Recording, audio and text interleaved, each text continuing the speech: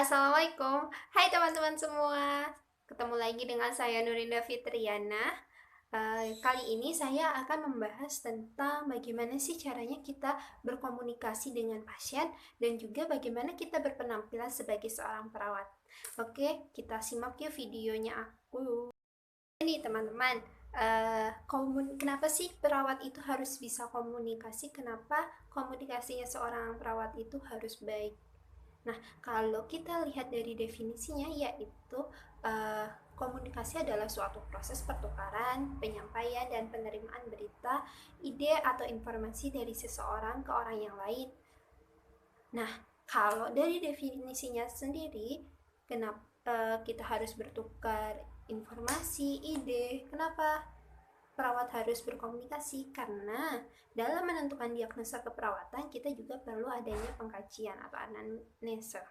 Nah, dalam anamnesa ini, perawat ini perlu komunikasi dengan pasien agar kita sebagai perawat mendapatkan data-data untuk mendiagnosa pasien.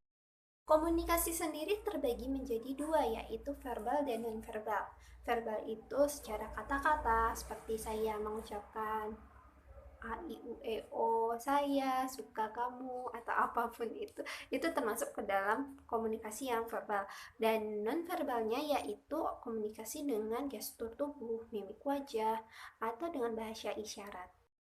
Teman-teman, jadi kalau di dalam dunia keperawatan, perawat itu mempunyai komunikasi yang berbeda dengan dunia yang biasanya.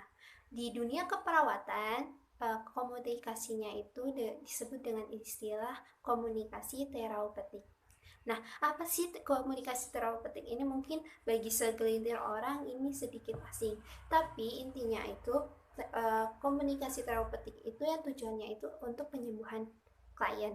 Nah, menurut Indrayanti 2003, ia mengatakan bahwa komunikasi terapeutik merupakan komunikasi yang direncanakan secara sadar dan bertujuan, serta kegiatannya dipusatkan untuk penyembuhan klien. Nah, jadi dari definisi ini sendiri, seorang perawat ketika berkomunikasi dengan pasiennya, yaitu yang pertama itu yang tujuan umumnya itu yaitu untuk penyembuhan klien. Nah, tujuan-tujuannya lain yaitu membantu mengatasi masalah klien, kemudian membantu mengambil keputusan tindakan yang efektif sesuai dengan kondisi klien, dan memperbaiki pengalaman emosional klien. Sebenarnya masih banyak lagi sih komunikasi terapeutik ini. Cuman intinya itu komunikasi terapeutik itu untuk penyembuhan klien. Jadi bukan komunikasi yang biasa. Teknik komunikasi terapeutik menurut Sutard dan Suden 1998. Yang pertama, mendengarkan dengan penuh perhatian. 2. Menunjukkan penerimaan. 3. Menanyakan pertanyaan yang berkaitan atau pertanyaan terbuka. 4. Mengulangi. 5. Mengklarifikasi. 6. Memfokuskan. Dan 7. Menyatakan hasil observasi. Selanjutnya, 8 menawarkan informasi, 9 diam, 10 meringkas, 11 memberi penghargaan, 12 memberi kesempatan kepada klien untuk memulai pembicaraan, 13 menganjurkan untuk meneruskan pembicaraan, 14 menetapkan kejadian secara berurutan, dan yang terakhir, 15 memberikan kesempatan kepada klien. Oke, yang selanjutnya ada 4 tahap dalam komunikasi atau 4 fase dalam komunikasi terapeutik. Yang pertama adalah fase praorientasi. Dalam fase praorientasi ini, kita merefleksikan diri atau mempersiapkan diri untuk bertemu dengan klien. Kemudian fase yang kedua ada orientasi, di mana pada fase ini perawat pertama kali bertemu dengan klien. Di sini tugas dari perawat adalah membina hubungan saling percaya, di mana ketika fase ini tuh sangat penting untuk membina saling percaya, karena kesan pertama saat bertemu dengan klien itu sangat penting.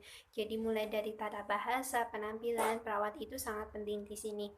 Dan di fase ini juga akan terjadi pengkajian dalam tindakan keperawatan seperti pertanyaan-pertanyaan secara umum tentang terkait kesehatannya, perasaannya, dan sebagainya untuk mengisi anamnesanya. Kemudian yang selanjutnya di tahap fase orientasi ini kita bisa memberikan bagaimana sih prosedurnya nanti, tindakannya, tujuannya untuk apa, kemudian lamanya berapa lama, dan tepatnya di mana. Di fase orientasi ini empat itu bisa kita sampaikan kepada kliennya. Kemudian fase yang ketiga yaitu fase kerja. Nah, fase kerja ini sangatlah penting karena tindakan keperawatan ini dilakukan pada fase yang ketiga ini. Apapun itu dalam fase ketiga ini, selain untuk memenuhi tindakan, kita juga untuk mengajarkan untuk memandirikan klien. Jadi tindakan-tindakan itu kita ajarkan pada klien agar klien bisa mandiri.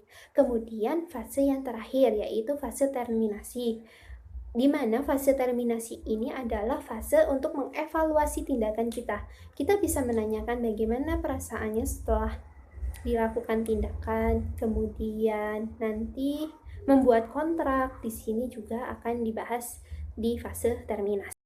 Kemudian kalau dirangkum secara umum, cara berkomunikasi yang baik dengan pasien itu yang pertama, kita harus menjadi pendengar yang aktif. Kemudian membuat pasien percaya dengan menjaga kontak mata kita. Kemudian berbicara dengan cara berhadapan itu akan menimbulkan atau meningkatkan rasa percayanya klien terhadap kita. Kemudian memberikan jawaban atas setiap pertanyaan yang diajukan oleh klien. Diusahakan kita menjawab apa sih yang dirasakan, apa yang dikeluhkan klien, yang ditanyakan klien, usahakan kita untuk menjawab. Kemudian ada teknik diam. Ketika klien sedang bercerita atau mengeluhkan perasaannya, kita sebaiknya menggunakan teknik diam ini dan dipadukan dengan pendengar yang aktif yang pas awal.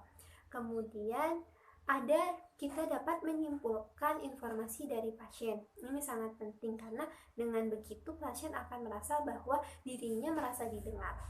Kemudian memberikan pertanyaan secara terbuka, yaitu pertanyaan yang klien dapat bercerita, tidak hanya ya atau tidak. Kemudian berikan penghargaan atas capaian yang sudah dicapai oleh pasien. Kemudian berkomunikasi dengan melihat situasi dan kondisi dari pasien. Ketika kondisi dan situasinya pasien tidak dapat diajak untuk berkomunikasi, kita jangan memaksakan untuk melakukan komunikasi dengan pasien. Kita bisa melakukan komunikasi dengan pihak ketiga atau keluarga. Kemudian yang terakhir, ini yang penting, berikan sedikit humor untuk meningkatkan rasa humble-nya kita. Begitu ya teman-teman, untuk komunikasi yang baik dengan pasien kita seperti itu. Yang paling utama adalah timbulkan atau bangun rasa percaya klien terhadap kita. Selanjutnya kita akan bahas cara berpakaian atau cara berpenampilan. Ya, pasti yang secara umum kita harus berpenampilan rapi, bersih, seperti itu.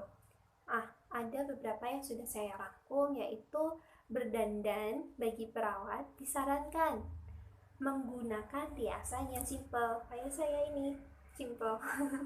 Bercanda. Kemudian bagi yang tidak berjilbab atau bagi laki-laki, menata rambut dengan rapi. Bagi yang berjilbab, gunakan kerudung dengan sopan dan terlihat ringkas dan rapi.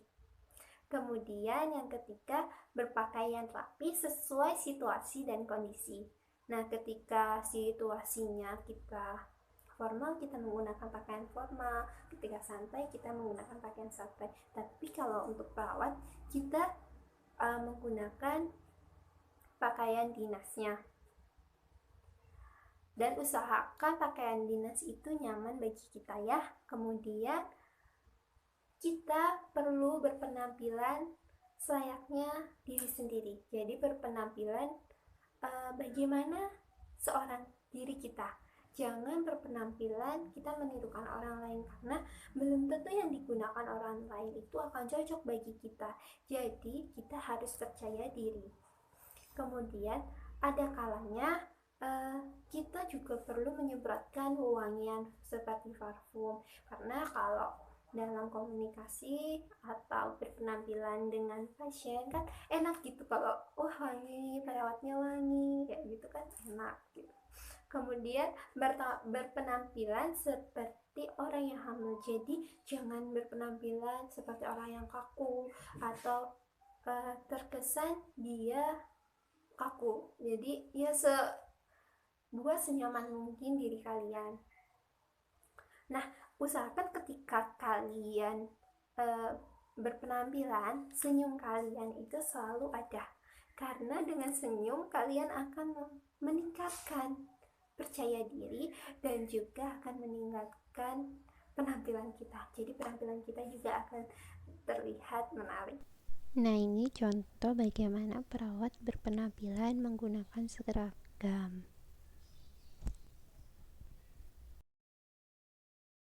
Teman-teman, segitu dulu video dari saya. Semoga bermanfaat dan terima kasih sudah menonton videonya. Tetap jaga kesehatan di masa pandemi ini. Stay at home. Wassalamualaikum warahmatullahi wabarakatuh. Bye bye.